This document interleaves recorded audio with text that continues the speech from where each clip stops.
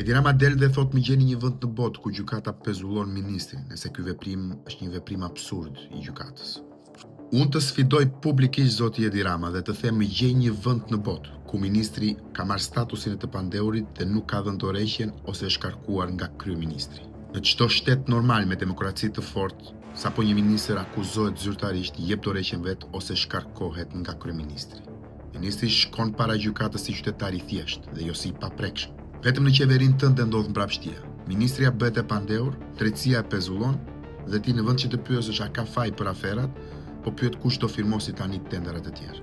Prandaj unë të sfidoj zoti Edi Rama, jo të gjesh një vend ku gjykata pezullon ministrin, por të gjesh një vend serioz ku ministri i pandeur për korrupsion vazhdon të mbahet i nderuar dhe kryeministri del në publik dhe qan se drejtësia i prishi planet e tenderave. Në fund nuk është gjykata problemi. Problemi është një politik që mbron kolltukun dhe jo shtetin.